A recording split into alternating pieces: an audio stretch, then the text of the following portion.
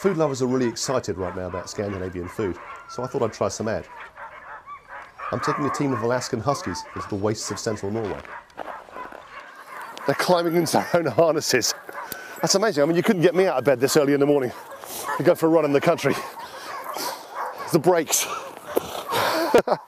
You've got to stand on it, put your weight on it, and hope it slows you down enough to stay in contact with the dogs. I've got to steer it by leaning it.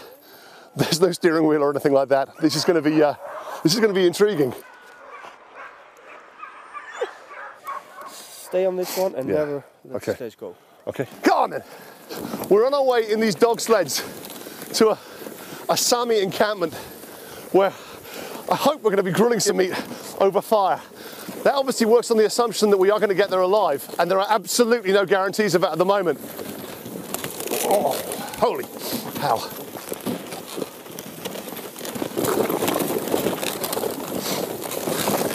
Whoa! Oh. Okay. You good? Holy crap. We hit a curve slightly too fast, and the right-hand skid went down into a ditch, and nobody hurt. But you really do have to catch the dogs quick, otherwise they and the sledge are off. The dogs we use on kennel, they are also used for racing. We take part in the longest dog races in Scandinavia and also in the Alps. So this year we'll run the 1,000-kilometer Finnmark race. That is the longest race in Europe. The labo is used by many different peoples around the polar regions. It's used by the Indians and the Eskimos and the Sami people in Scandinavia. And you have a big fire in the middle, so it's very convenient for people that are moving around. Welcome into the labo! Come in, come in.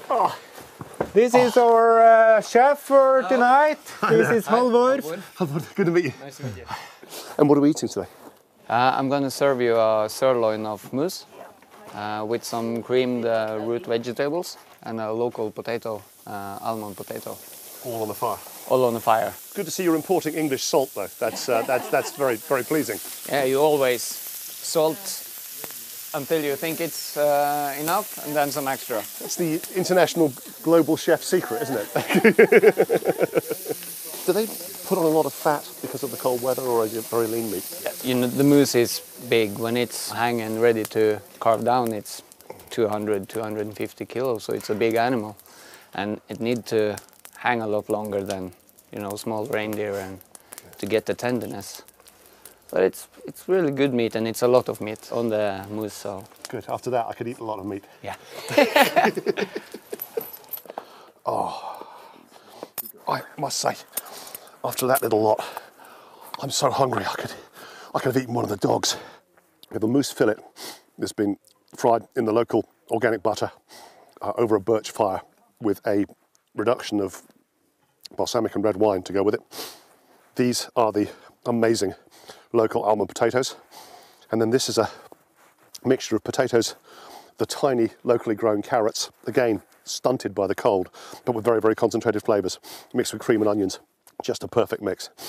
The flavour of the birch smoke is just coming through in the meat.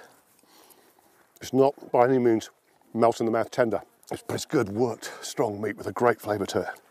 This vegetable mix with the cream is fantastic. I'm really fascinated by these almond potatoes. They've obviously worked really hard to grow. It's almost as if they've been dried. There's no extra sort of moisture in them, but they absorb everything that's around them really, really well. Quite different from a regular potato. Delicious, just the right kind of thing for weather like this. For dessert, we're going to serve blueberry soup. I'll boil them with some white wine and cinnamon, vanilla and sugar. And I'm serving them with sour cream from Rørosmeieriet, which are flavored with also some more cinnamon and star anise and powdered sugar. Oh, that's fantastic. And they're such tiny, sharp little things as well. Not like I'm used to from the supermarket in England. No. Almost like black currants. Lovely. Historically, British food lovers have learned a lot from the Mediterranean. It's all about warmth, the abundance and variety of produce. But I think we have just as much to learn from cold climate cuisine, where the ingredients are harder won and cooks have to do more with less.